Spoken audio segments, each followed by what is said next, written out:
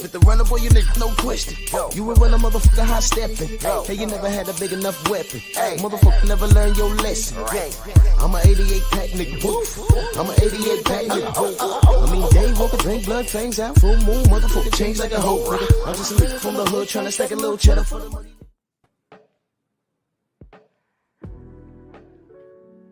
Yeah, buddy. Yeah, buddy. Lightweight. Lightweight, baby. It's time to bleed this morning. Drew Titan Bronx on deck. Shout out to the mighty LDBC. Let me see something real quick. Look at this stuff. It's crazy. Anyway, let's do this roll call real quick. There's things I want to discuss about this this Tim Tszyu character and what he said. Real Spill Midwest Boxing Talk. Salute. Dial Big G, Mark Wonderlick, Todd Swindle, Dirt Gang Boss, Rod Neal, G McCall, Ratchet since 91. TD Sports Talk. What is good, man? Yes, sir. Sam Mack Boxing TV. Rick Blackwell. Cameron Fields. Eric Jordan. Yolanda B. 513. Salute, sis. Eric Jordan in the building. What's going on? Geo James in the building. What's good? Jafar Cesar. Robert Singleton. Main Biker. My brother Mind of Mansa Musa. What's good? Tay Tay, how are you?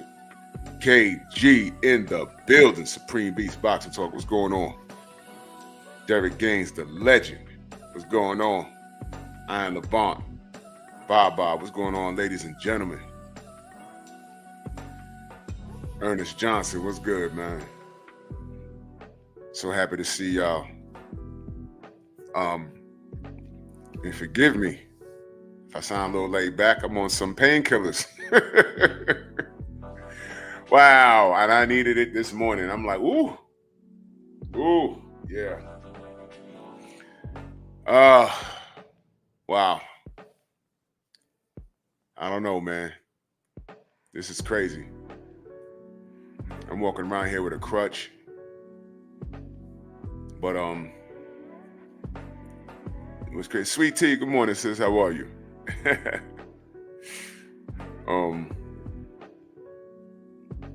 It's crazy. You go out for a walk. Not a walk. I ain't go for a walk. I had to go outside because I needed to go outside real quick. I ain't go far. And this lady, she says, "You need some help?" I'm like, "No, I got it. I got to work this out." She says, I help you, I looked at her. I said, "Damn, my leg all messed up. These women just want me." Man, oh man. But let me tell y'all what happened in Atlanta. I got really I got annoyed. Mr. Shelton was good. I got really annoyed. There's one time I got annoyed in Atlanta in the hotel I was staying at the Embassy Suites, right? And Eric H, what up, man? DP Rocker was good. There was a bar in the lobby, right? The OG, the real OG, Mr. Mont, salute. So, Stormy, what's good, brother? I sent the link. So there's a bar in the lobby, nice little bar. It was open at strange hours. It was open and closed. And salute the main biker in that super chat. Much love. He said she was trying to cater to your other leg. Pause. You're the third one. Wow. That was crazy. Yup. So I'm at this bar, and it was it before or after? Y'all remember when we did the live streams?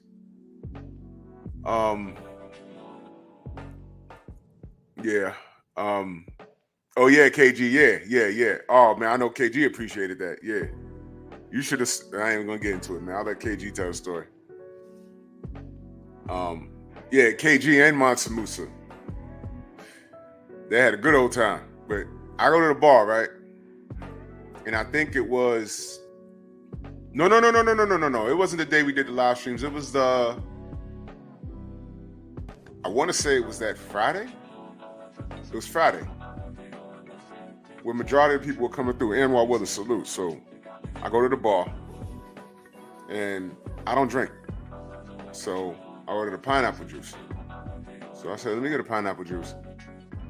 Right? Light-skinned chick. And she goes, you don't want anything in it? So I go like this. I said, nah, I don't want nothing in it. I go like that. And she goes, ew, and walks off. So I said, pause. Wait a minute. I look. Somebody was standing there with me. Was it you, KG, that was standing there? And I said, whoa, hold on. And she went to go service these other two ladies. I went like this. I said, nah, just pineapple juice. And she looked at me and said, ew, and walked off. And I was like, hold on. So I walked over back to her. I said, Ma, I wasn't being dirty to you. I wasn't being fresh. I had to go old school on her. JDM, salute.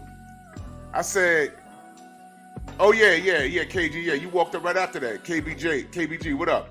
I said, I got Invisalign. And I do that sometimes. Like, I got Invisalign in my mouth.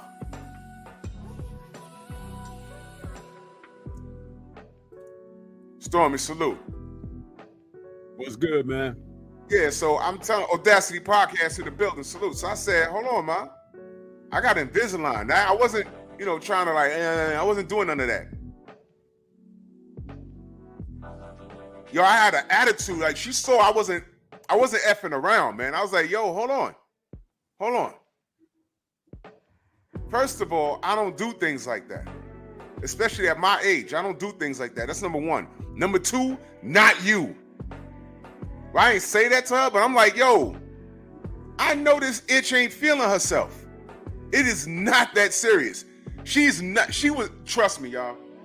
Anybody that knows me personally knows that I would not pick her out of a lineup.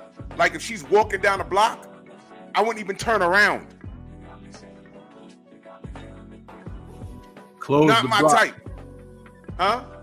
I said close the block. If she was walking down the block. Yeah, man. You say this block is closed. There's some women that are fine when they walk past, you smell them like, oh, she smell like fruits and she looking good, and you give a little look. It's a compliment. But her? No, she was not it. Her freaking eyebrow, looked like she was aggravated already. Yo, if you aggravated, go home. Go home. Man, give me my damn virgin drink. Man, she brought me the pineapple juice. I snatched that shit and I left, man. I was like, man, stop feeling yourself. Yo, I was upset. I was upset for like 15 minutes. I'm not even playing. Like 15 minutes. I'm sitting in the lobby with my arms folded like, yo, she really there's nothing worse. Yo, here's the thing. Shorty, I get attention. And I was not looking for yours. That's on Jesus. I was not looking for yours. But one of the brothers told me, like, nah, she had an attitude. Man, I wanted to take that tip box and throw that at her head, man. That's how annoyed I got. You know what I felt like doing? You remember Superman? When he had the kryptonite that was making him bug out, and he started plucking the peanuts and breaking the glass? That's what I felt like doing. I mean, yo, that got me aggravated. There's nothing worse than a chick that's feeling herself. I bet you if you put the beautiful sweet tea behind that bar, everybody in the bar would have came back and she'd have got a bunch of tips because she looked 10 times better. I mean, that chick was aggravating. Walking around, I was like, yo, what the, man? So then when we had the function in the back, I saw her kept walking back and forth, and I'm saying to myself, this itch better not come back here, man. Don't come back. Because she seemed like the type, I made sure I was around somebody all the time, because if I stood by there for a second too long by myself, she'd have came back and tried to like talk to me. I don't want to talk to you. Get out of here. Get out of here. Give me my virgin drink so I can go. You should have saw this chick. I was like, yeah, let me get a pineapple juice. I just went like this. Yeah, let me get a pineapple juice. And she was like, ew, and walked off. Oh, hold on. Give me my drink, stupid. And I said, wait a minute, did she think? I was like, hold on. I said, Ma, that wasn't for you. I literally opened my mouth. I said, I have Invisalign. Nobody was trying to be fresh with you, Ma. She's like, oh, no, okay, no. I'm just, no. All right, you was here first. Can I have my drink? She like walked off.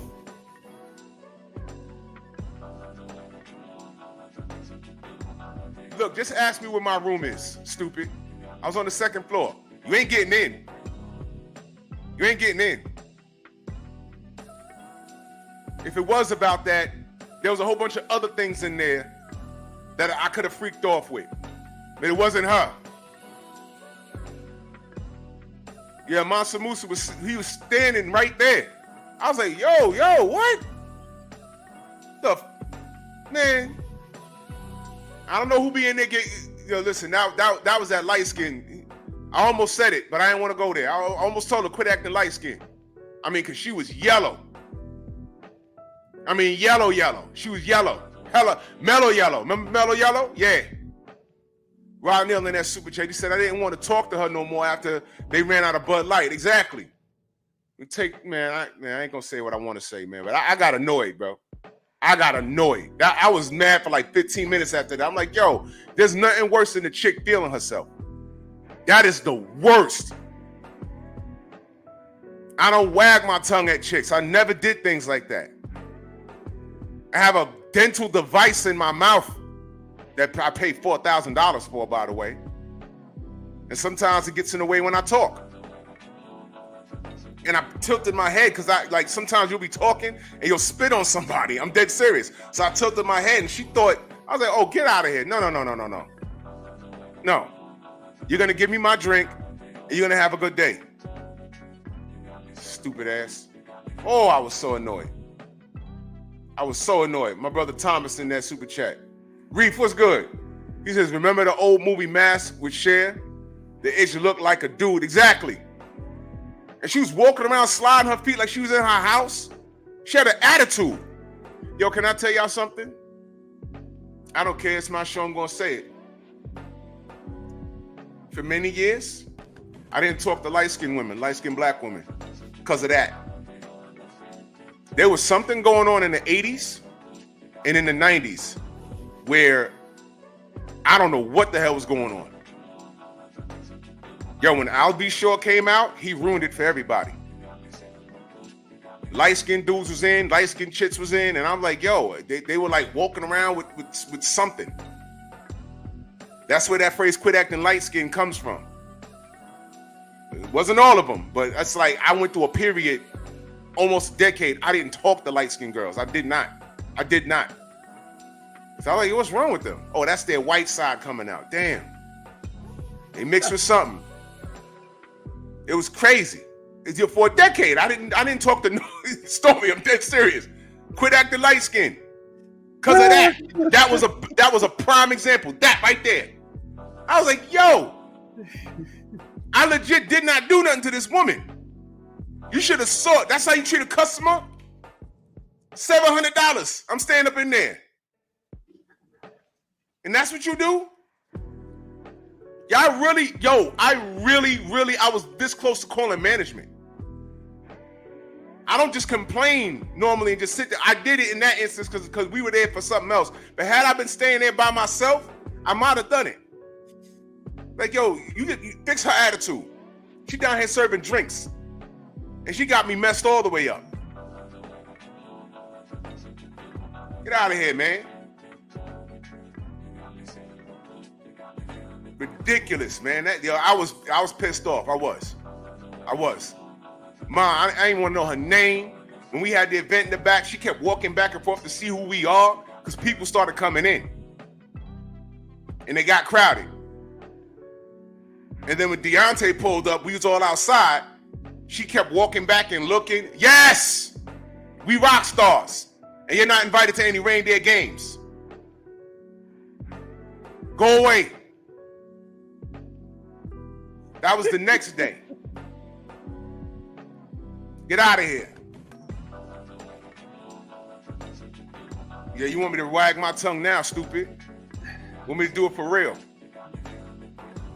Moral of the story, stop feeling yourself and quit acting light-skinned. Damn it. Her face is etched in my mind. Get out of here. Get your hair fried, dyed, and laid to the side. Oh, I was so mad. Anyway, good morning. How are you this morning, Sensei? Good, man. Creator woke me up. I'm here. Got my tickets for the they calling it Fan Expo now. It was Wizard World, but oh, okay. It is what it is. See, they be trying to get smart, changing stuff up. It's been Wizard World forever, you know. Now let's change it to this to throw people off, you know. Whatever.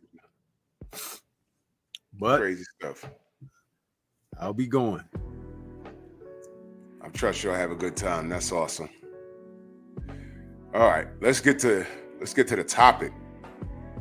So Tim Tszyu, or Tim Tszyu, as Jermell Charlo calls him, he said Terence Crawford will never be king of the division if he doesn't fight Tim Tszyu. Scrapbook Boxing in the building. Salute. Always a pleasure. I was up last night. He uploaded the Joe Louis video. I was watching. I was up. I just happened to be up. I was watching that. Y'all make sure y'all go subscribe to the OG Scrapbook Boxing. You love the sport. You love the history. You go subscribe to Scrapbook Boxing. It's right there in the chat. Click on his name and hit subscribe and be thoroughly educated.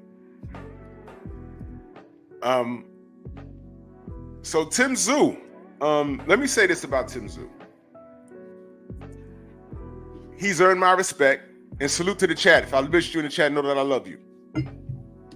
He's earned my respect of being his own man. Before, I was just calling him Tim Tszyu's boy. He looks just like his dad, just a bigger version. Looks just like him. But I'd say he's for real. Not a marketing scheme. He has the backing of Australia, and that's cool. But he's for real. And he said what he said, and it's in writing. In the article I read, I think he says he wants to pick up a belt first. But he's very adamant, you know, make no mistake about it.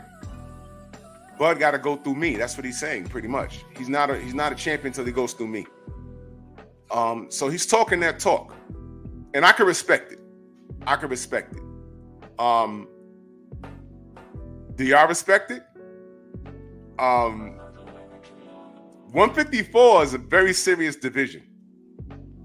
A lot of competition there. And I will say this, whoever emerges with that Infinity Gauntlet out that division, they had to have earned it. Because there's killers there.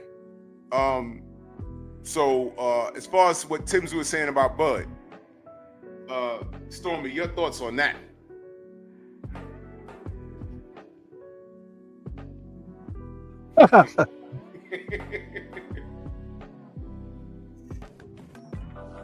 Listen, man.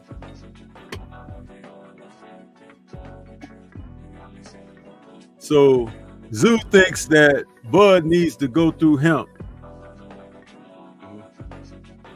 Newsflash. Fundora already went through you. So Stupid butts. So you need to be worried about your place in the back of the line, fool. Huh? Because we don't give extra credit, for being dumb. Your people should have shut that fight down when you got that cut on your head. But it's obvious that you lost a little too much blood because the brain ain't functioning properly. For you to think about this man who is a multiple division world champion got to go through you when your last performance showed someone else going through you, I think it's time to sit down and shut up. You know what I mean? It's as hilarious as, you know, a SNL skit, man, for him to sit up and talk like that. I understand what he means, though. He Right. like He's talking. He's talking. Yeah, he wants to talk himself into an opportunity. Yeah. But that ain't how you go about it. See, this is what shows you about these young folks of today. The ignorance. You see, you're taking someone who's failed and trying to instantaneously put themselves somewhere where someone who has accomplished position is. It doesn't work that way. It doesn't work that way. Listen, stop me when I'm wrong. That's the equivalent of Jermell Charlo telling everybody in the division, this is still my house. I mean, come on. And people done set up new furniture and everything that ain't there. And pull out new walls and put new kitchens in. But you talking about it's my house. It ain't. But when it was yours, when you could solidify, you had the deed in hand, It was WBC, IBF, WBO, WBA. Last time I checked, those are the deeds. Yep. They're happily in the hands and possessions of other folk now. One happens to be Bud, Yeah. One happens to be Fundora. Yeah. So Mel and Tim, why don't y'all do what you were supposed to do a couple of years ago and go see each other? They're beltless now. Why not? You see what I'm saying? How about, you know how two people are fighting to get through one door and they get locked shoulder to shoulder? That's Mel and Tim Tszyu now. They're beltless. Mel abandoned ship for no reason. But I'm over that now. So you're coming back to 154 with nothing. Tim Tszyu, you lost your belt because your team in your corner failed you. That was their fault. Are they still there? Sheesh, man. Are they still around? Because if they still around, I don't see them retaining or regaining a crown, with the stupid decisions that they make, Man, listen, I'm at home in the suburbs of Chicago watching on television. Those men are ringside in his corner, and the dude's head is open like a fire hydrant on a summer day on the city block.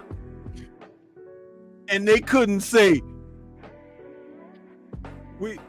this is done. This is done. This is, hey, we're not going. They was like, send him, hey, what round is this? Send him back out there. Send him back out there. And, you know, Tim got blood all in his eye and everything. He was like, am I good? Am I good? You good. You good. Don't worry about it. We got this. He had a whole crimson mask on. I mean, even in the post fight, he's sitting there with a mic and he just started bleeding for no reason. I was like, the dude's head was open like a damn dam. It should have been stopped, but that elbow happened like early in the fight, man. Listen, it was the dude. I thought he had been taken to the slaughterhouse. You understand? They stuck his head in that machine where they put them cows in there. Oh, that's Tim. Pull him out. You know what I'm saying? It's like, it doesn't make sense to me. And now you want to sit up and talk Billy Badass. It don't work that way, son. It don't. You know, we know that you're a tough guy because you've chosen to do this for a living. That's a given. Yep. However, you failed, son. And you failed due to incompetence surrounding you. And see, that's the thing. I want you guys to understand this.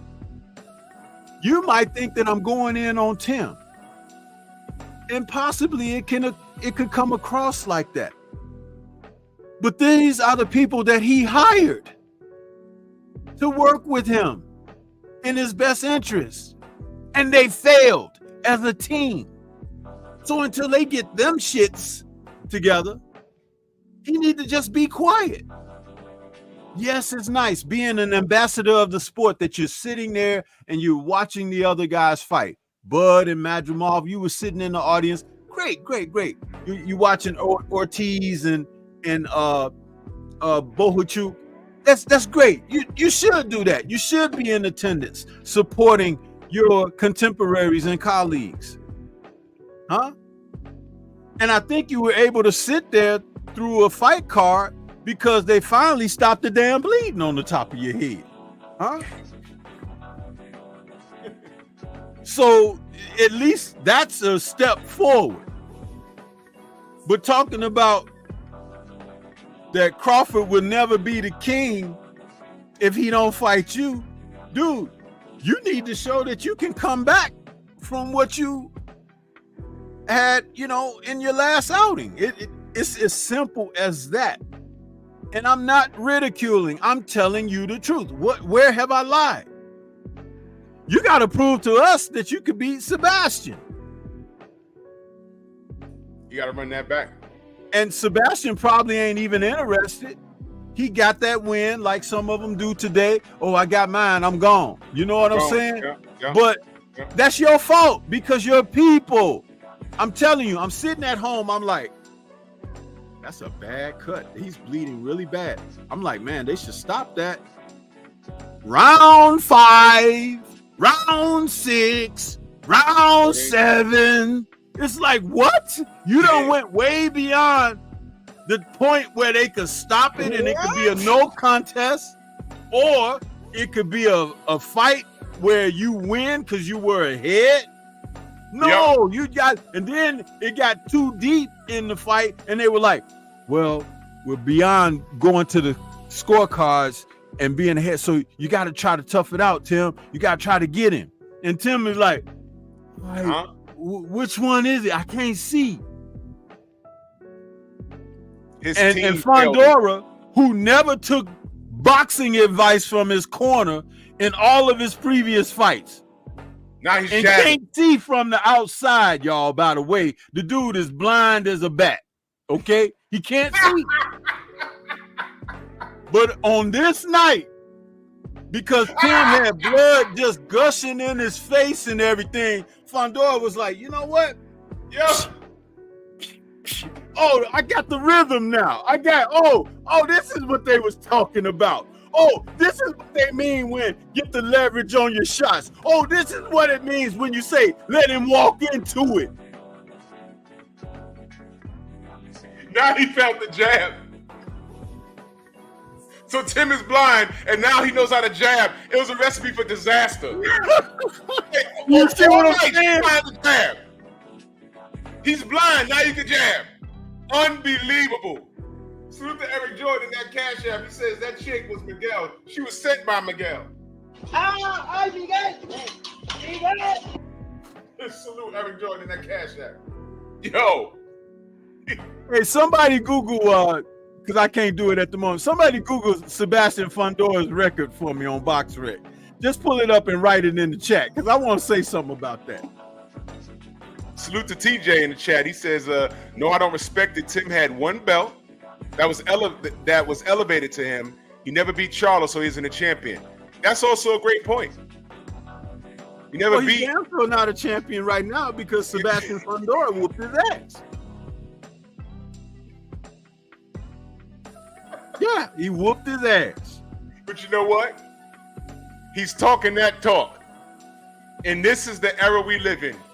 People get elevated. People get elevated and they call, they never called him an email champion. Okay. Never did that. All right, salute to Hen Dog. He put the record out there, 21-1 with one draw. So you mean to tell me that that's what, 23 fights, right? So in 22 fights, Fundora is laying on the inside, all 7'9" of his ass. They're telling him, stay on the outside, pop with the jab. Fundora was like on the inside, because on the inside, he could see you a little bit. You know, he could see you a little bit. He looking, peeping, uppercuts, hood slapping with the shots. Tall. He's big boned, but he ain't heavy. So he's laying them bones on you and everything. And even Brian Mendoza was like, man, you know what? Get off of me, and knocked his ass straight out, right? Oh, man, that was bad. But against Tim Tszyu, yeah, he got touched up in that first round pretty bad. I mean, busted nose and think he broke it and everything because he was doing his normal thing. They said, Sebastian, stand on the outside, pump your jab. And listen, this will be easy work. He didn't even train to fight you. So he was going to fight another dude. So just do what we're saying. Fundora laying in there, and the bell rings to end that round, and he raked his elbow across the dude's head and cut the damn skull open to the white meat. You know when your parents used to tell you as a kid, if somebody mess with you, you get them back, you bust their head to the white meat. You know what that means when you get to the white meat? That's that fat that's under the skin just before you get to the nerves. That's right. Right. Yeah. And when you see the white meat, the blood is coming soon right after that. Okay. Yeah. In case y'all don't know that. So once the dude started leaking like a sieve, it's like, so Sebastian, he bleeding from the nose because his nose is broke, and he out there, he's still trying to languish in there. And Tim can't see now. So he blood in his eye. He's stepping back. He trying to get that proper distance. And he was still scoring a little bit, but Sebastian found a groove. After a couple of those rounds, he was like, oh, this is what they mean. Oh, boom, bap. And Tim taking them shots and walking into him. And now he's swinging and whiffing, missing. It became easy. Now, I'm going to tell you something. Just like I told you guys recently when we was on the air, and I said, Edwin Rosario hit Hector Camacho twice in their fight. And those punches rattled Camacho to the degree that it changed his boxing style for the rest of his career. Yep. Tim Tszyu, Fundora might have to thank him for changing his boxing style for the rest of his career, because he found out that the coaches, the trainers, the scribes, us, everybody else was damn right and he was wrong. Use your attributes. Use your distance. Use your reach. Do this and it'll be a piece of cake. All these other guys, they can't get the sparring to face a guy like you. So know these things. You know what I'm saying? They know this. And I'm going to tell you something. He found that out in that fight. So even if he were to fight Tim in a rematch, he going to start that fight out standing at a distance and be firing at him from mid to distance. He's not going to let Tim inside anymore. And if he's smart, whomever else he fights, that should be the build and the work of order, because if he does that, he makes each and every fight 2 to 3 times as hard facing him because of his size, his reach, and the range that he can control. It's really simple arithmetic. But as far as Tim is concerned, he should divert all of his attention away from Bud Crawford. He should go right at Jermell Charlo. Mel Charlo. That should be it. He should be on Mel Charlo like Shannon Briggs used to be on Klitschko. Remember how Klitschko, wherever he's at the restaurant. Let's go, champ. He's sitting down in the restaurant, reaching in Klitschko's plate, eating out of his plate. Shannon Briggs was everywhere Klitschko was. That's what Tim Tszyu need to be doing to Mel Charlo, because Mel Charlo ducked him. He ducked him. He did. Bud Crawford won't duck him, but he don't deserve a fight with Bud Crawford. He don't. Yeah. He needs to come back off of something. You do. Check your Cash App, Stormy. And salute to Mauricio Sillyman, who's in the chat. He says, holla, Mr. Taiton. Salute to you, Mr. Maurice. Shower salute, sis. Almighty Lord JC in the building, salute, man. Yeah, salute to the brother Eric Jordan out there with that Cash App, man. I appreciate you. He said it's LDBC or nothing. Yeah. Thank you, brother. Yeah, I mean, it's the thing to do. It's the thing to say. Like when these guys, because you know he's been out. That cut's probably finally healed, like last week. So now he talking. D-Man, what up? So now he could talk. Brother Cole, what's good? Now he think he could talk. And it's the sexy thing to say, you know, to get that Bud fight, get that Bud work. But got to get in line there, buddy. You know, Bud's on pay-per-view. And what is with these guys who lose fights and then be trying to talk about going back in there with a champion? I'm like, dude, how about you call out Madrimal? He lost the decision to Bud. Call him out.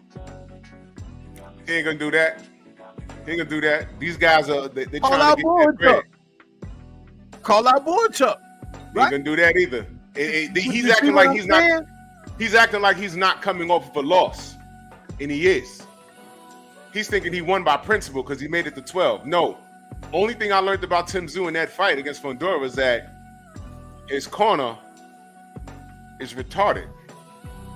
That's all I've learned. I'm like, oh, that's stupid. I got a video coming out. Shakur Stevenson is in negotiations to talk about a fight with Joe Cordina. Joe Cordina just got smoked in his last fight and lost his title to Anthony Kakachi. He got. So why is that a viable option for Shakur Stevenson? Why not Anthony Kakachi? Because he looked too damn dangerous knocking out Joe Cordina, who was heavily favored in their fight. You see how these guys are punks? You see how they are chumps? I keep telling you guys, what Turkey has done is help shine the spotlight on all the BS. You're going to go after a guy who got killed in his last fight. Can I ask a question? And I asked yesterday. Okay, that's an option for Shakur. We all want one fight at 135. Why aren't these guys mixing it up? You see what I mean? And then people want to get mad at Turkey. Turkey needs to monopolize boxing. There needs to be a Dana White in boxing. You know why? At least Dana White gives you the fights that in the UFC that you want. If this guy's a champion and this guy's next up, they're fighting. The difference is Turkey got real deep pockets and he's not going to underpay anybody. If anybody, one thing no one's going to complain about is pay. Going over to Saudi. It won't happen. All you got to do is show up and do the best you can. Now they're complaining about Shakur and, you know, now he's about to fight someone that a lot of y'all never even heard of. Shakur ain't been on pay-per-view yet. And he should have been. But then again, Lomachenko wasn't on pay-per-view until he got with Devin. But y'all hate Devin, right? Y'all love Tank. Why ain't Tank fans telling Shakur to do what he needs to do to get a Tank fight? I'm tired of waiting.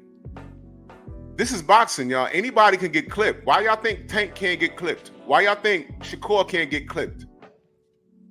And then we're like, oh, well. How did y'all feel, the AJ fans? I know y'all still around here lurking. When that crap happened in my city with Andy Ruiz, how did y'all feel? I know how AJ felt. He said, man, I'd rather would have lost to Deontay. He said that.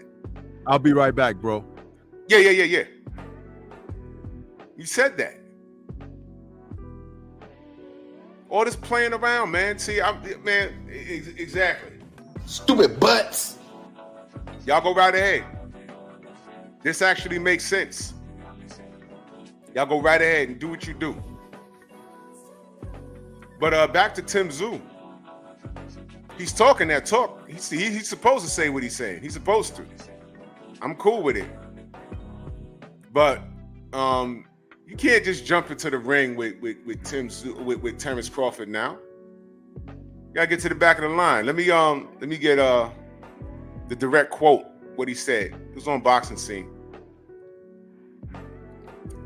He said, right now, we're going to fight for an IBF title. The chief executive of No Limit Boxing, he said, Terence Crawford doesn't own that. That belongs to Bakhram Mutarshlev. So we'll be fighting Bakhram, and we'll be winning that world title. So he's going to fight Bakhram.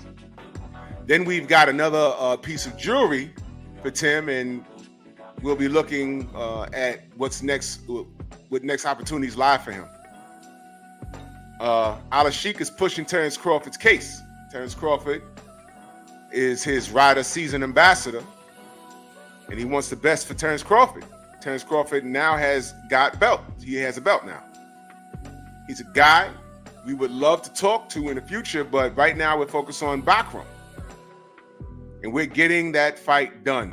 We want to win that belt, and Terence Crawford is also focused on what opportunities lie for him in his division.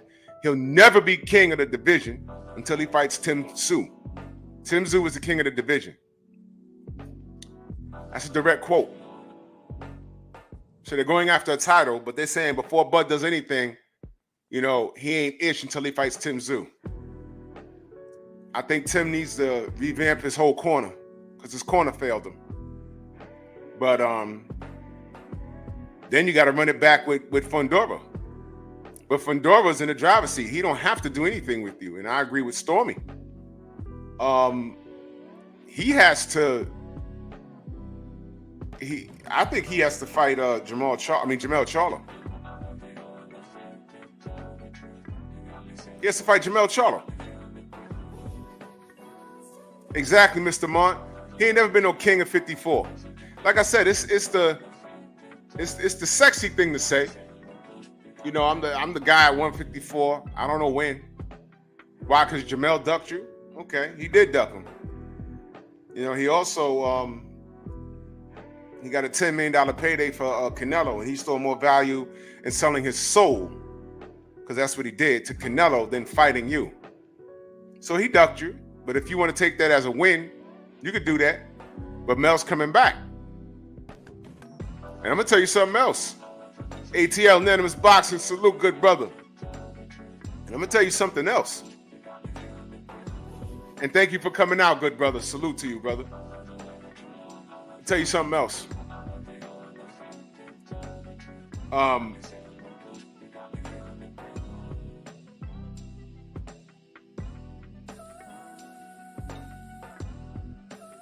Your privilege isn't going to help you here, brother. Tim Dog, your privilege ain't going to work.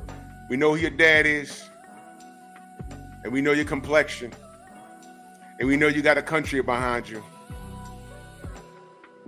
But it ain't going to work. Ain't going to work. It's not going to work. You can try and use it. Ain't going to work out for you. You got to earn your keep. Oh, Crazy K, I don't know, bro. I hope it has. It ain't gonna help you. It's not. It's really not gonna help you, dude. What you need to do is just get back in the ring, do what you said you're going to do, win that belt, and make your case by performing in the ring. But the way he's talking, I'm watching.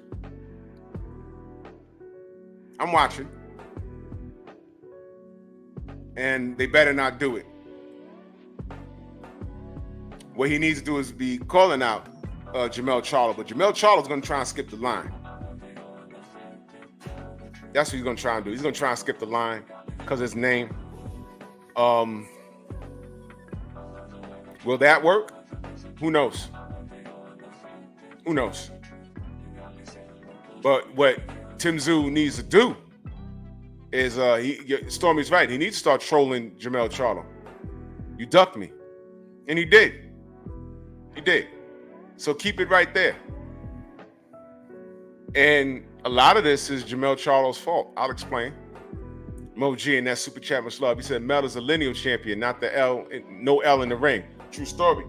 He didn't lose that belt in the ring. He didn't lose it in the ring. They took it from him. But that's also his fault. But let me explain. Jermell Charlo, this is his fault because as soon as Bud beat Erol, and Bud jumped up on that rope and looked right down at him and said, "You're next." They put the camera on Jermell, and this foolish mortal said, "I don't know why he's looking at me and talking to me. I'm not in the same division as him. We ain't in the same division."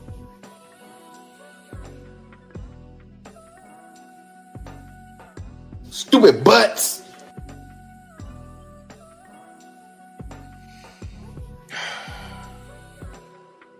Mel, I know he was at 147.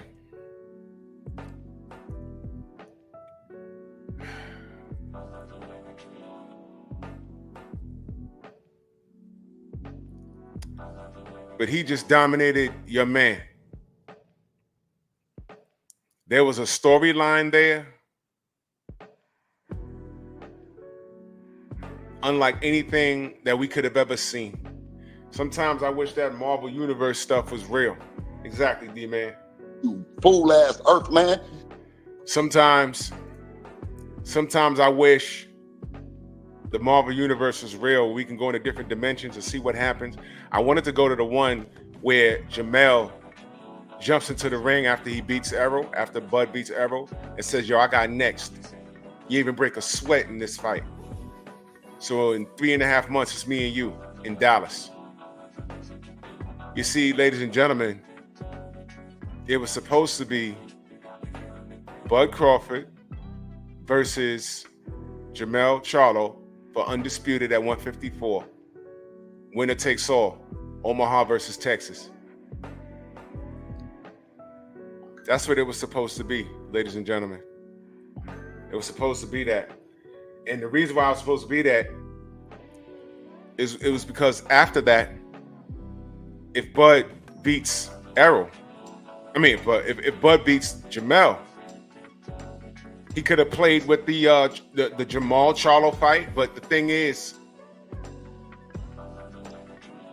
I don't think Jermell wanted to give up that payday to Canelo. He didn't want to lose the Bud, possibly. If you lose the Bud, Bud would definitely make the case, "Yo, yeah, now I really want to fight Canelo now." He didn't want to give any of that up. He says, "No, I'm going to go ahead and take this $10 million and not throw a punch for 11 rounds. And on top of that, I'm just going to ignore the fact that KK Kovalev got $12 million straight up." I'm going to disagree with you on that. And I'm going to tell you why. Because even after losing the fight, he let all the belts that he had go. Well, that's what I'm saying. No. But you can't rule out the fact that, yeah, he went for that payday. But not having a single solitary concern for his own career, path, trajectory, and we could call it some form of job security, to let everything go like that that's not somebody that you would want to invest in at all. Mm-hmm. There's no integrity there. Zero. And in 2 fights, he could have made the same money that he got in the Canelo situation, because remember, they never tell you what Canelo's pay-per-views are and everything. So there's no real affirmation that there was a windfall of money. He may have gotten a little bit more than he would have gotten fighting just someone at his division. But when you talk about the prospects of the Tim Tszyu fight, which you don't have to fight that fight in America. You could fight it in his home country, because that's where you would get the lucrative end of things. Maximize the dollar over there. See Devin Haney. You understand? Right. And then the built-in legacy fight that already had its own advertising and build up and everything was with Crawford. He left that alone. I've never seen a guy in such a solid position blow everything like he did. And I'm telling you, the rest of the guys in this division, many of who are hungry fighters, he doesn't beat these guys because he doesn't have the mental fortitude. He doesn't have the work ethic and practice to do these things. Remember, he trained for Canelo at home,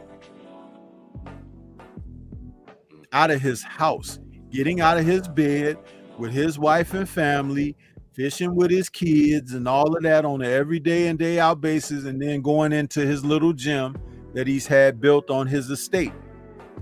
That's not how it's done, son. That's not how it's done. And like I said, you can't rule out. We knew that going into the fight with Canelo, the IBF was stripping him. Was it the IBF or the WBO? One of them was stripping him when the bell rang for the first round, when they WBO. So automatically you're no longer undisputed in your own weight class. So you're just gonna let them take all of your other titles away in the aftermath. You no longer have any leverage, you don't have any bargaining, and you don't have the respect. Because a champion who works hard for achievement, attaining the titles and things like that, you just let it go like that? You just roll over, like they say, and show your belly. Mm-hmm. That tells me more about you than any fight that you've had, brother. Yeah. It tells me more about you than any fight that you've had. This is why he'll never garner the respect coming from me, because I realize and recognize what he did.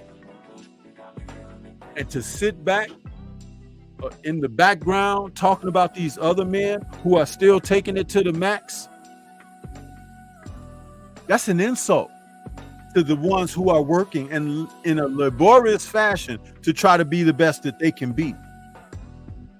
That's why a moment ago, when I was going off on Tim and the decisions of him to make the statements that he made, he could still do some other things, but to try to put yourself on par with Terence Crawford, who has known no defeat, by the way, through his process, and who has always sought to fight the other guys, but they were not fighting him.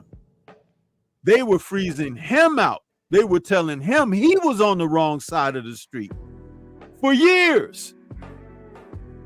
And now he's in the twilight of his career, having earned what Canelo never did, by the way, because I just listened to Thomas Hauser in an interview yesterday over on a UK channel talk about Canelo has earned the right to fight whoever he wants. No, he hasn't. But this guy Crawford has. And in the meantime, along the way, they were hoping to age him out. Do you know that Crawford was like 32, 33 years of age when he jumped up there to the welterweight division and was looking to fight all the other guys? Keith Thurman, Sean Porter, Danny Garcia, Errol Spence, all of those men were champions. Where are they all now? Gone. Porter's retired.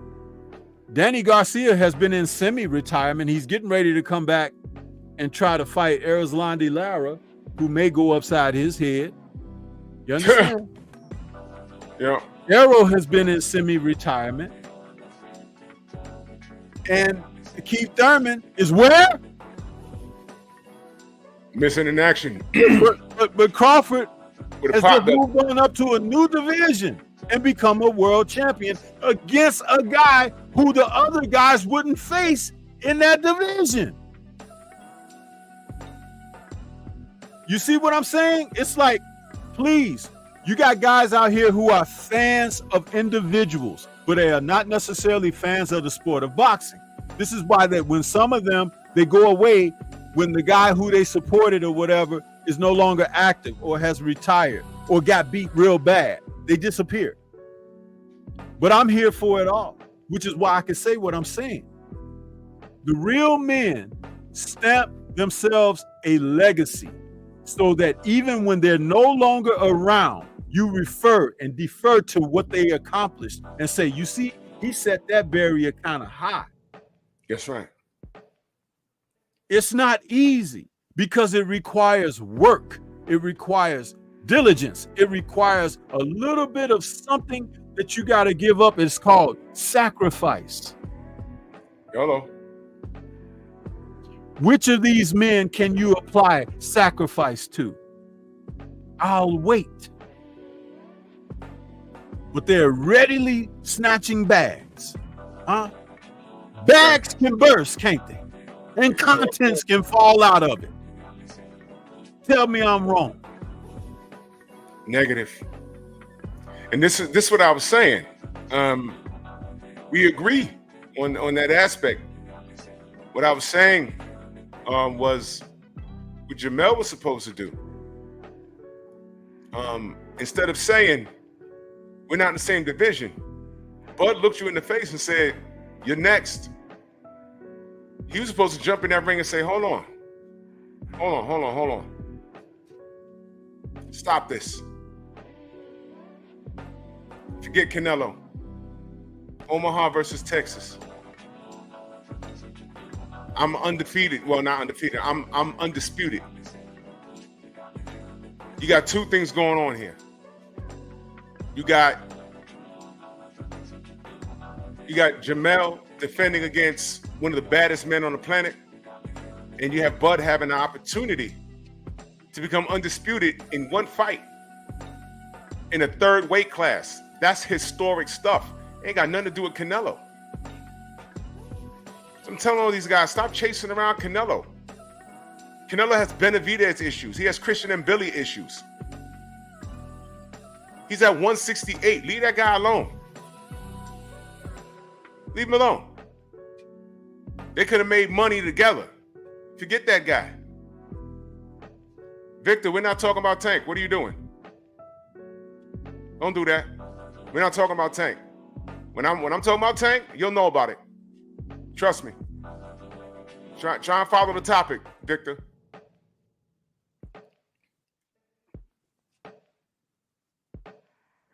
All right, I'm just gonna say it once. Chi-Town's finest, salute. So Jermell got work to do. And Jermell is Tim Tszyu's responsibility. This whole mess at 154 is Jermell's fault. It's his fault. He gave Tim Tszyu room to breathe. Tim Tszyu is breathing right now because Jermell was supposed to take care of that work. Could he take care of that work? Now you got to ask, could he have taken care of it? Could he have? Victor, I'm going to tell you one more time. If you're here to troll, I'm just going to block you. I'm being very respectful right now. I'm not talking about Tank. I'm talking about Terence Crawford and Tim Tszyu in the 154 division. I'm not talking about Tank. So I'm being very respectful. I'm asking you. Now, check this out too, bro. What if, let's just say, what if when after Bud defeated Erol, and that should have been lined up for he and Bud, meaning Mel and Bud, but he didn't do the Canelo thing. He went ahead with Tim Tszyu, because remember, he pulled out of the Tim Tszyu fight with a so-called hand injury or something, right? it's very hard to prove. And then next time he fought Canelo. But let's just say he went on through with the Tim Tszyu fight, right? You go through with the Tim Tszyu fight, you defeat Tim Tszyu for under any whatever the circumstances. Now you got Bud right there, right? So that's the next super fight. You got two big fights in Tszyu and Bud back to back. If you defeated Bud, you gain something, because first of all, you beat a guy, a multi-division champion, a two-time undisputed champion, 2 weight divisions. Now you look better, right?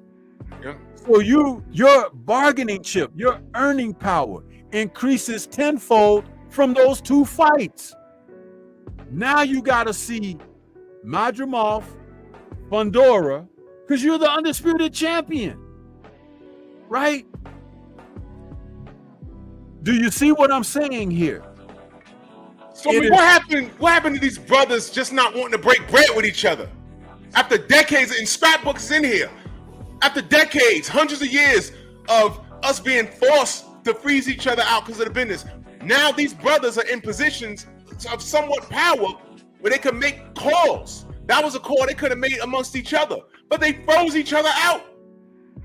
They don't see value in each other. What is this? This is what makes me sick. It's one Jermell of the most was supposed to ridiculous fight Bud, things man. I've ever seen, man. It's one of the most ridiculous things. We I've are ever well trained, man. Well trained. Bud, I want y'all to understand something. The powers that be did not want Bud and Erol to fight. That's what it was. And when Erol put out that tweet and said, "I feel like I'm being played," he was talking about Al Heyman, man. He was talking about the PBC. And he stepped around all of that red tape, and Bud and Erol got it done. And I told Bomac at the presser, I said the money was never our concern. I'm glad y'all follow me. And I was mad at Bud for not taking the 60-40. I was. But what did I always say? I said, I don't care what happens. Those brothers need to get together and do it for what? The culture. Do it for the culture, because it's a flip from what black fighters had to deal with. If you subscribe to Scrapbook Boxing, he gives you a history of what black fighters had to deal with. Which is why I never liked Floyd running around trying to beat up on Mexicans and everything with a last name that was Spanish. It drove me crazy. He was supposed to fight Keith Thurman. He was supposed to do that. He was supposed to do that. Check this out. In the mid 70s, Ernie Shavers, who was touted as the hardest punching heavyweight in boxing, even over George Foreman, Ernie Shavers was a guy, a heavyweight contender who was just really a brutal, bludgeoning guy. His outside of the ring lifestyle was a lot like Rocky Balboa, believe it or not. He was like a thug for the people, you know, and he would break fingers and legs and stuff. Ernie Shavers was a tough dude, man. And his mom needed a surgery. You know, she was in a bad situation, and Ernie really needed to find a way, you know, as a professional fighter. He was like, you know, stumped. He was a contender, but he wasn't a world champion, and he could really use a coin to help get his mom's surgery. Right. Muhammad Ali, who was the heavyweight champion of the world, offered Ernie Shavers a shot at the title. Ali could have gifted him money because that's the kind of man that he was.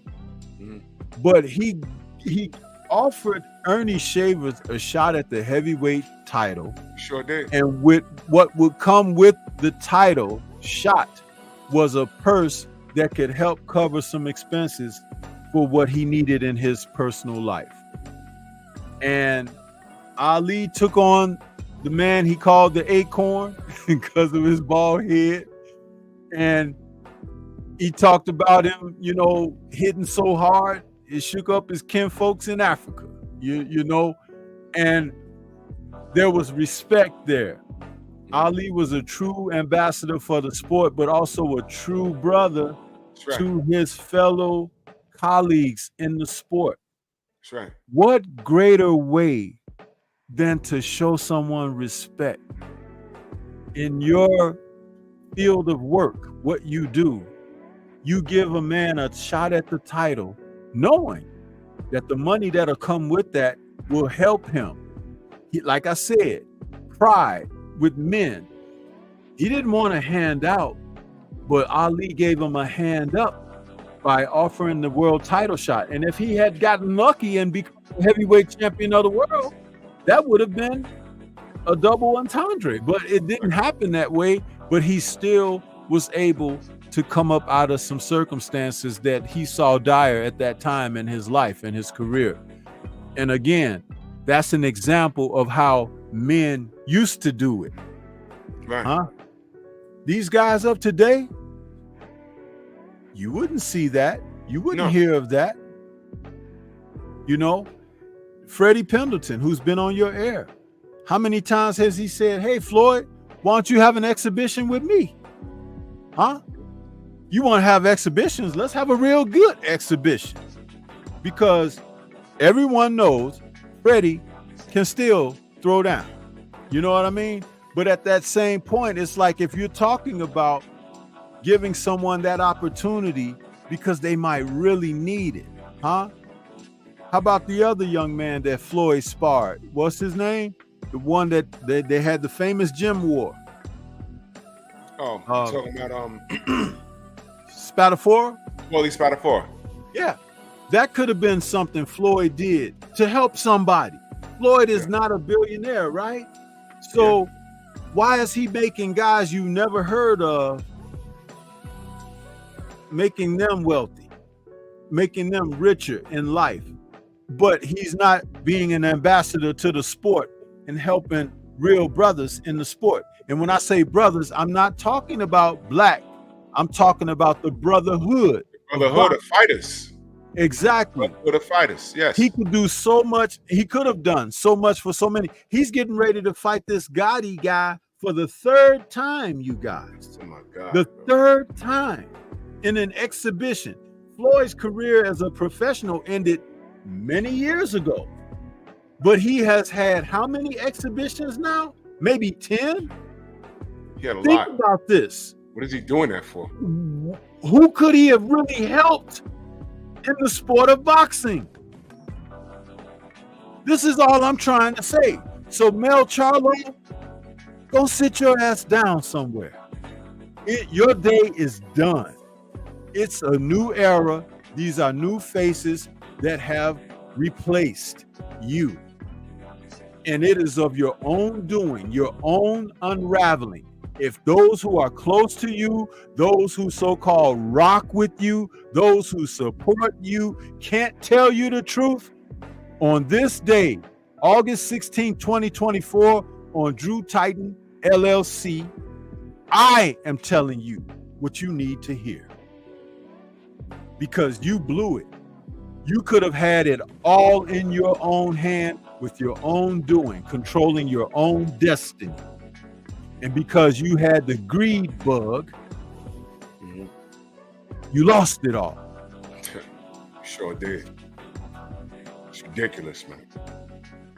Watch for the hook in that super chat, much love. He said, the male that fought Castano in the second fight would knock Tszyu out, but something tell me he wasn't getting good pays at 154. Bud can still fight Boots. That's always an option, you know. And that's actually a whole other show, brother. Yeah. I mean, it's looking strange at 147 now. It's just weird. 147 seems like a pit stop nowadays. It's crazy. Professor X, salute to you, brother, in that super chat. He says, salute, brother Drew. We are here. We support you 1,000%, man. Salute to you, good brother. Much love and appreciation, man. Thank you, guys. Thank you, guys, man.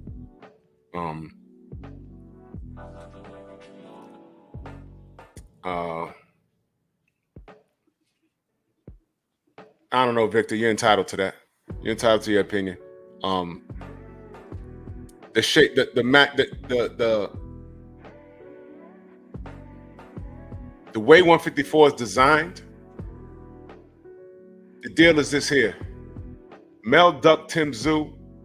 Mel gave Tim Tszyu life by not fighting him in the first damn place. Jermell says he's coming back to 54 to claim what he left. But make no mistake about it, this whole mix-up is his fault. And what I agree with is that he was supposed to fight Bud. He wasn't supposed to even bother with Canelo.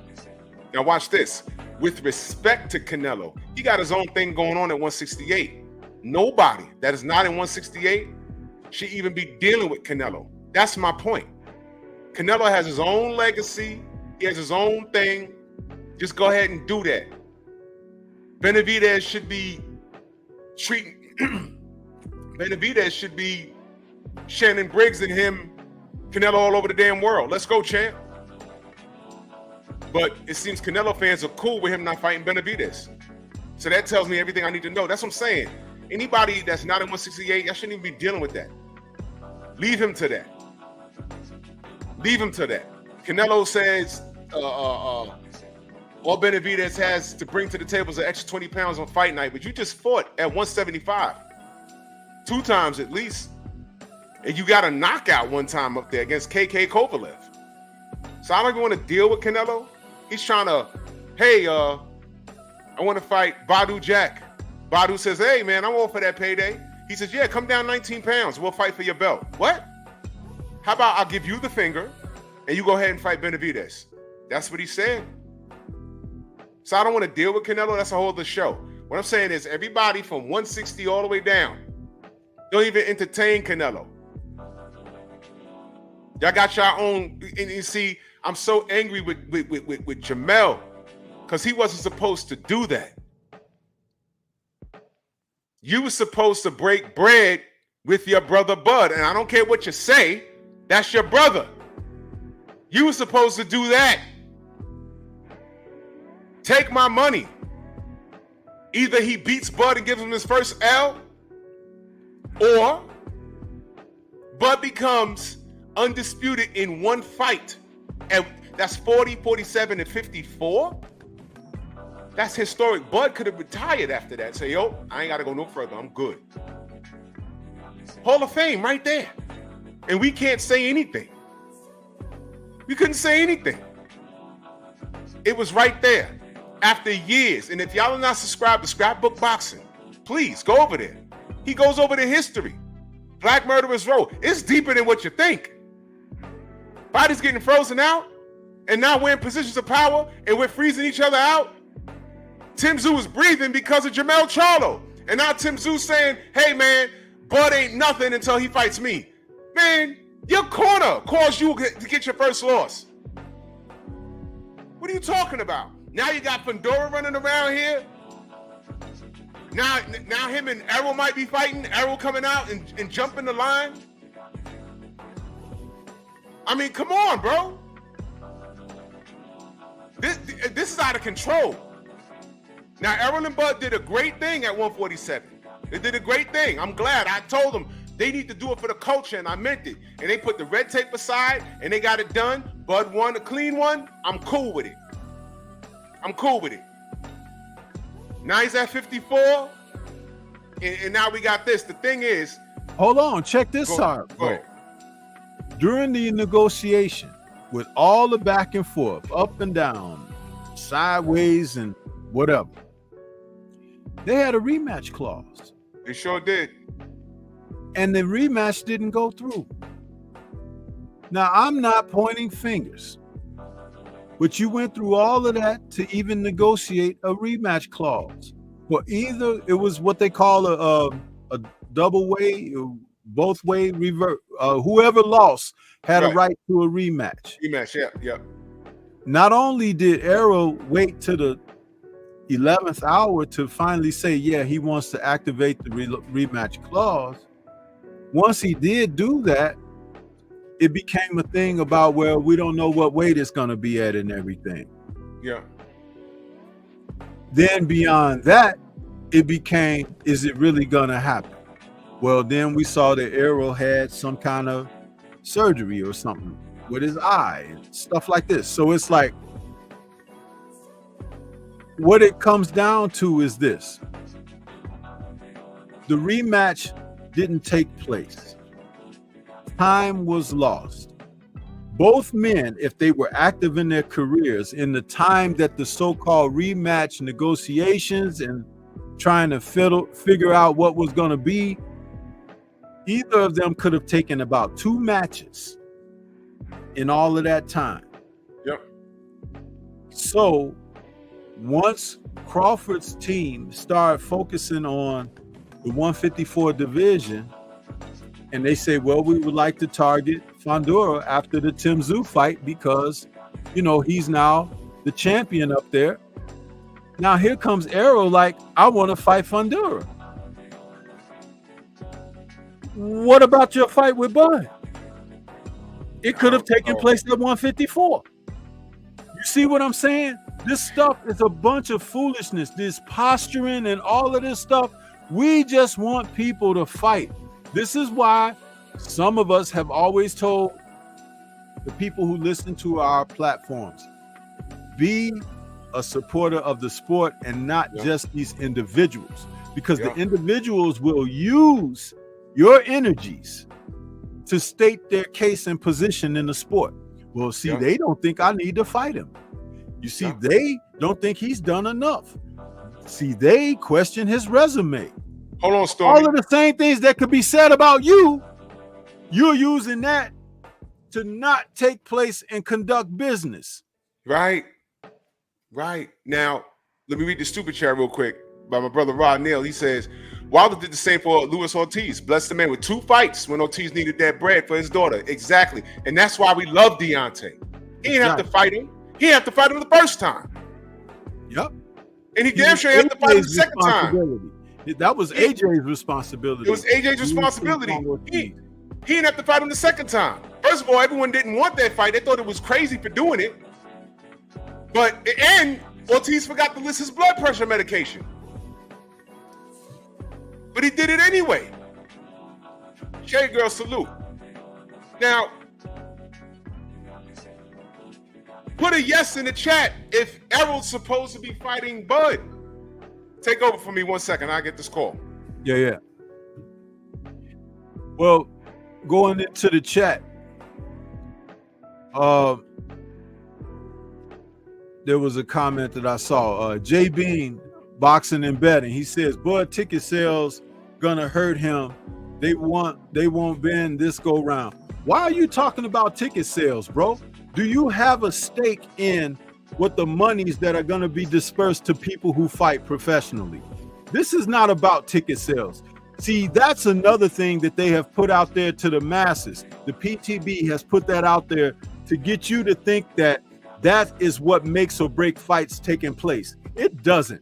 Like I said, they never released Canelo Alvarez's box office because he's not the big box office king that they would have you believe.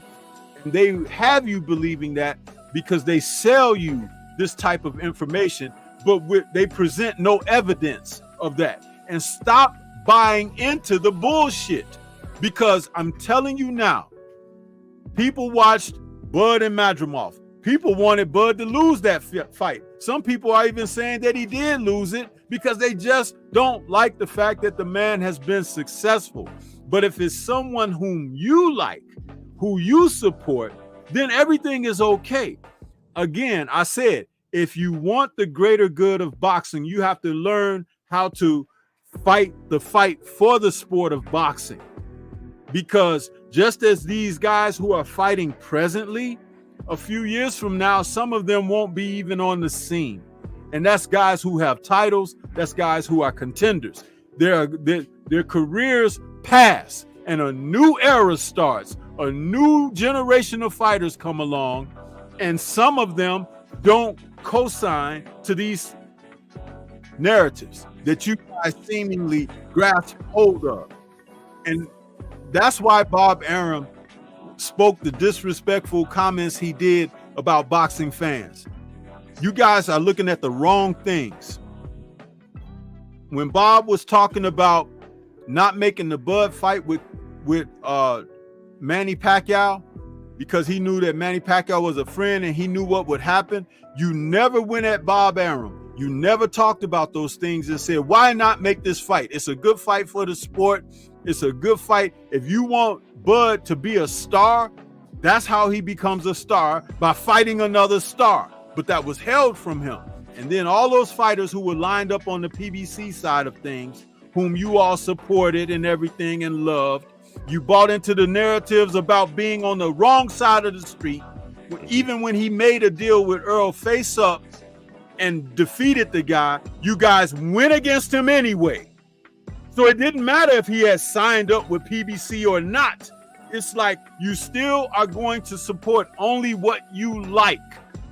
But it's called International World Championship Boxing at the top level of the sport.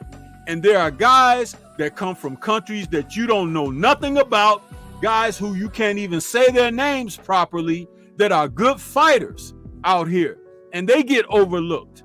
How many of you knew about Martin Bacoli before he whooped Jared Anderson's ass? You see? But he comes from a place that you don't know nothing about, and he is fighting out of a country that don't talk about what happens in the Scopely, in the rings, in the gyms, because they keep that information because they always want to have a surprise to launch on your asses, because they know you don't study the sport. They know that you don't look into things and keep things elevated where your consciousness and you are aware of fighters. I talk about all the fighters from A to Z, men and women.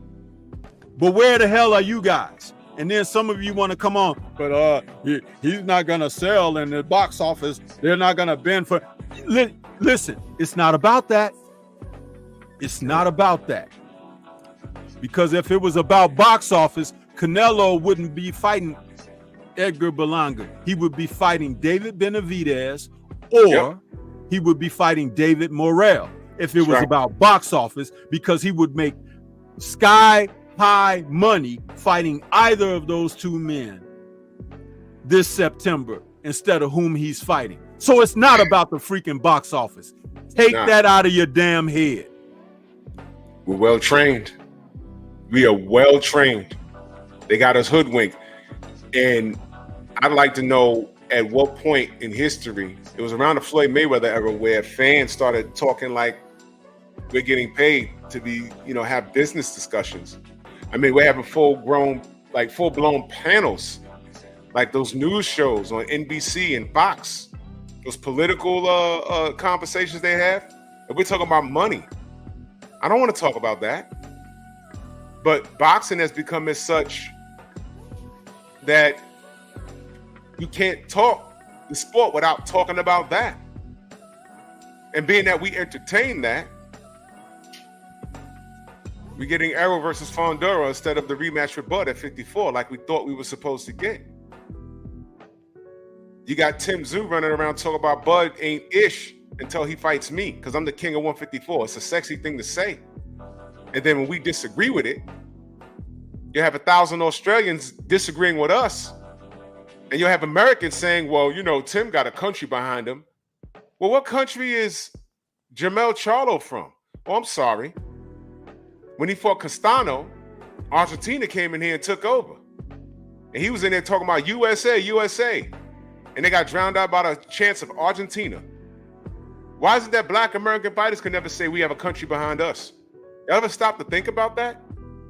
And here we have Jermell Charlo, Bud Crawford, Erol Spence, Deontay Wilder.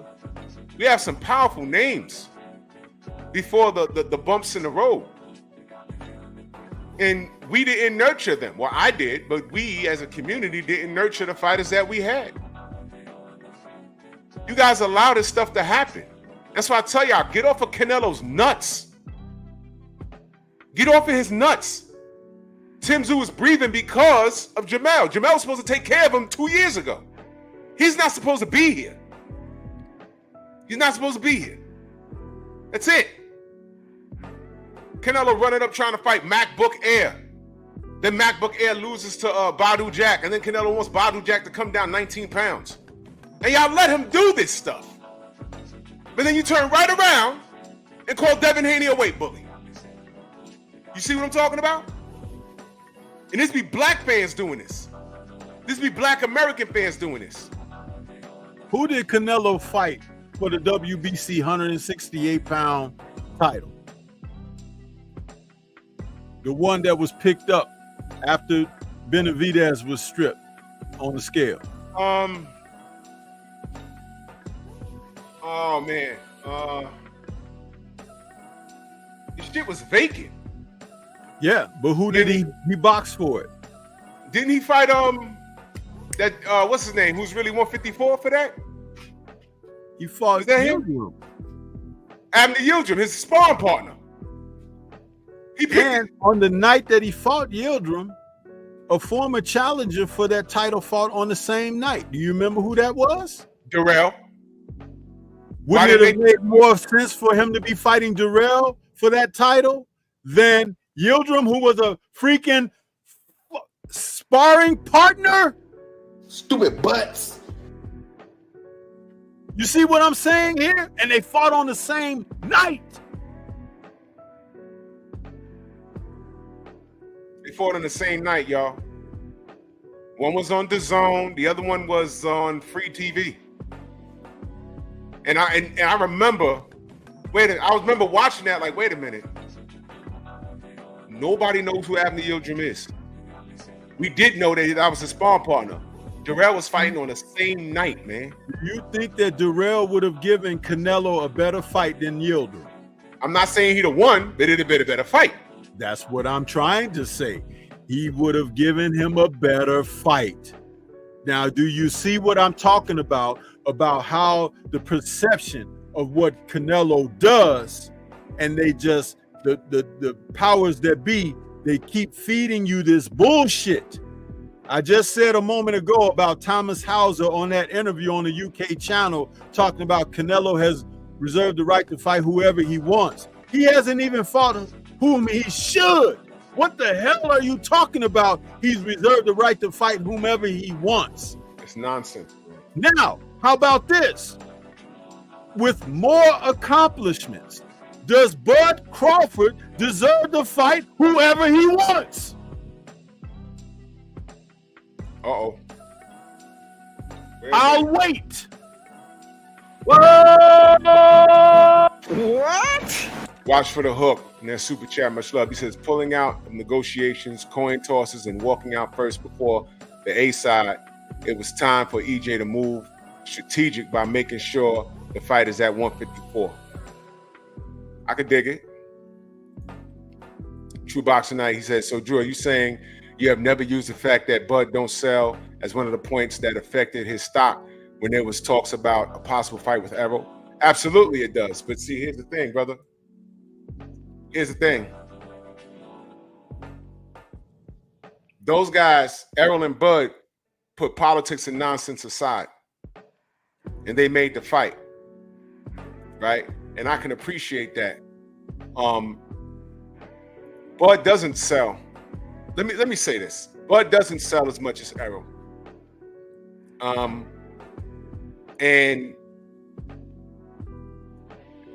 where he's supposed to be, if it's about accolades, accomplishments and things of that nature, Bud should be on top of the world. Why he doesn't sell? It's an enigma to me.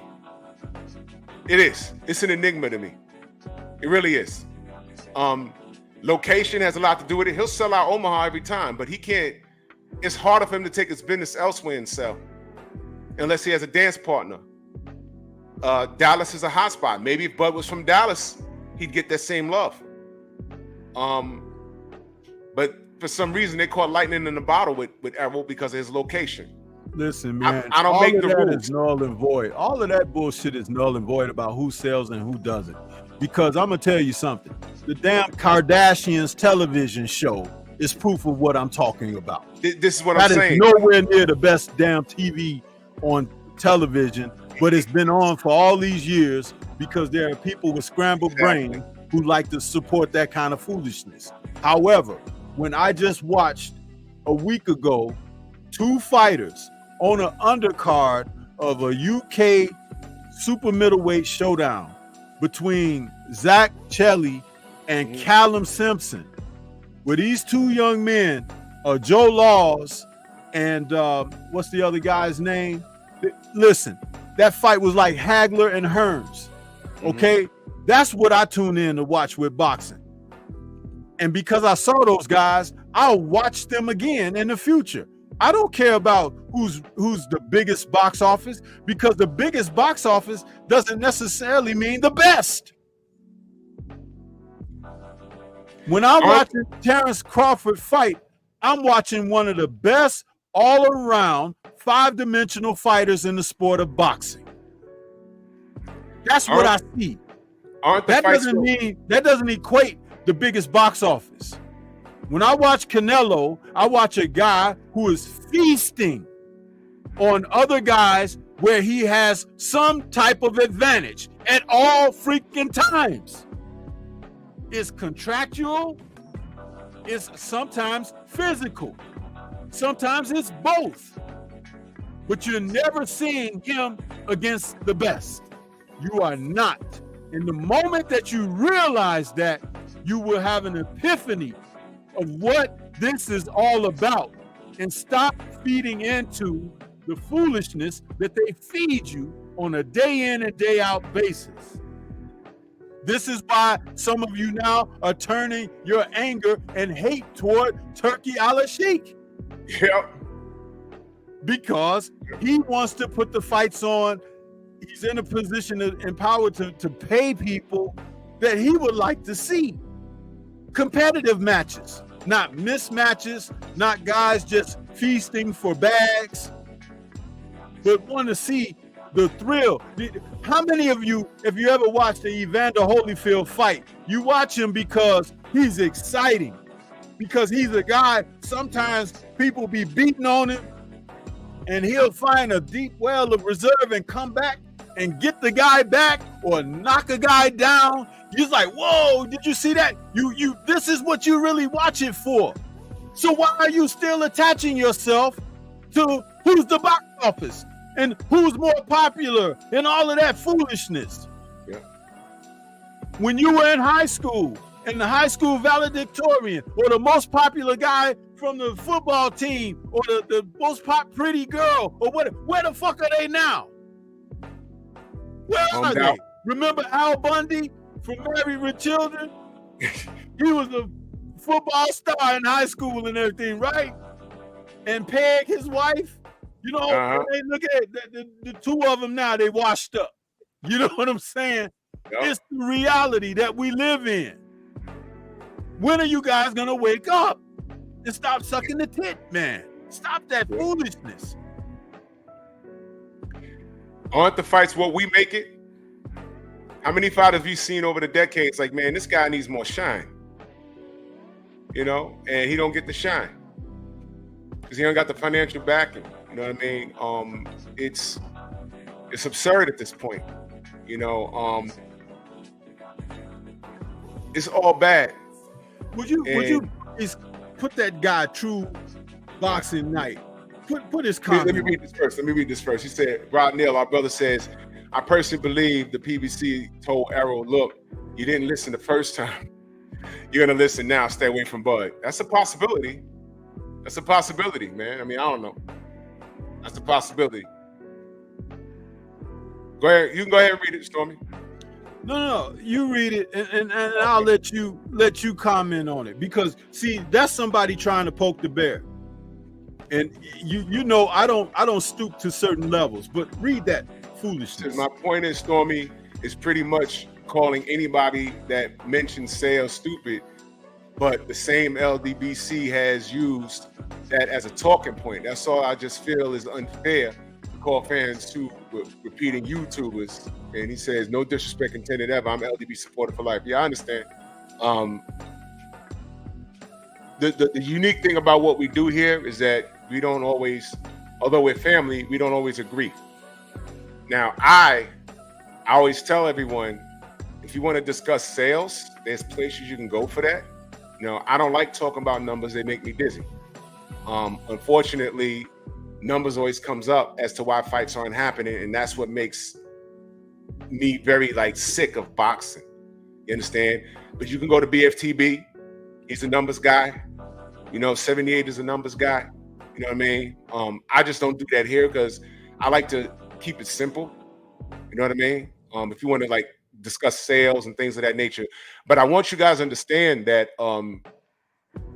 that type of talk, it trickled down into the fans, and now it's goofed us up. Because now we can't have a conversation about boxing without talking about that. Think of the NBA. I can't watch the league anymore. I was just watching what's his name that played for the Houston Rockets, Mario Ellie. I was watching just on Instagram. He says he hates the league now. He said, man, we all wanted to beat each other. Nobody wanted to play with no Michael Jordan. If you ended up there beyond your control, that's just where you ended up. But nobody wanted to play with him. They wanted to beat him. Now you get these rock stars coming out of college, #1 draft pick. They play for a team for 2-3 years, and they go where they ain't got to shovel no snow. And they want to hook up with the best players in the world, and you have super teams every goddamn where. I can't take this. That's why I don't watch the league anymore. I know I always got love for the NBA, but I don't watch it anymore. As soon as LeBron did that shit in Miami, I said, I can't do this anymore. That was a cheat code. You was only supposed to be able to do stuff like that on video games. It's a cheat code. Now, how many teams Kevin Durant done played for? Kevin Durant! I mean, come on. What if Michael Jordan played for the Bulls and then he said, you know what, hell, I'm going to the Knicks? I mean, can you fathom that? What if Michael Jordan ended up on the Celtics before Bird retired or went to the Lakers? I mean, that type of stuff is happening today. Boxing, we're talking about, how much is he going to make? And what about the back end money? I don't like those conversations. I don't recall those conversations when we first heard that Hagler was fighting Hearns. I don't recall my pops and my uncles talking about money. They were always talking about Saturday night. It was smoking and beer drinking, talking about who's going to win the fight. That's what I remember. That's what I remember. I don't know anything about no damn money. But it's a part of the game now. And it's messed us up. Now we on Twitter. Now we're talking about what fight makes sense because of money. I don't care. If Canelo's a rock star, he could literally fight anybody and get celebrated. How do I know? Abner Yildirim. Devin Haney better not fight someone equivalent to an Abner Yildirim. Because I already know what y'all gonna do. Now I'm calling people stupid. No.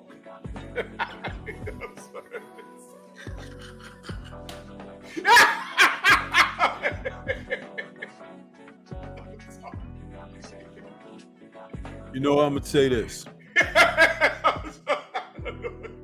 What I realize is there are people out there. They don't like what I have to say because a lot of times when I articulate, it make you take a look in the mirror. And when you take a look in the mirror, you may not like what you see. Only a hit dog will holler when you throw. Huh? Yeah. But I'm going to say this, and it's going to be the last time I address you. Huh? If you don't like what I have to say, if you don't like what I share, my channel ain't for you. But I'm here as a guest to my brother on this channel, and we collaborate quite often. But nothing that I ever do or say is out or with disrespect. And it comes from knowledge and experience. If you happen to be lacking, that is not my issue. That is not my problem or concern. But you can direct those energies elsewhere, because as far as I'm concerned, between you and I, there is no discussion. There is no intermediary. There is nothing else left to be said. I'll leave it just as that. Happy travels. Oh, I guess we're gonna land the plane. We're gonna land the plane there. I got a doctor's appointment here. I go look at this knee. This thing is, man. This thing is. Listen, man. Knee surgery ain't nothing to play with, man. I gotta go to this doctor. I gotta hobble over there. I gotta call an Uber because I'm not driving. The hell with that. Oh gosh. Stormy, you live tonight, right? Yep. All right. Let them know how they can find you, good brother. Stormy B Man is the channel. That's Stormy B Man in all caps, but no cap. Man, salute to y'all, man. Excellent show as always, man. Always welcome. My brother Stormy. It's always a treat when he's home. Man. Oh man, yeah. And hit me later. Let me know how that event goes. You know what's going on with that, man. And salute to everybody in the Venmo, the Zelle, the Cash App, the Super Chat. And please, y'all, we make these fighters. And there's other fights going on other than these guys that are in the limelight. There's a pro box card. Did y'all know Jared Hurd is fighting soon? Y'all know that? Jared Hurd's back in the ring. It's a lot of good things going on, man. But we make these fighters, and we got to hold everybody accountable. So salute to y'all. Y'all make sure you have a good weekend. I'll be putting out more content because I'm gonna have time. I'm home now. Can't drive a bus with a leg like this. It's crazy. So salute to y'all. Salute to everybody in the Venmo, the Zelle, the Cash App, the Super Chat, man. Much love and appreciation. Tune into the Friday Night Chop session tonight. I don't know if I'm gonna do pep talk tonight, depending on what this medication does. I don't know. But man, much love to y'all. And I think the general's on. Let's head over there. Bronx on deck. Move! Why are you gay? Who says I'm gay? You are gay.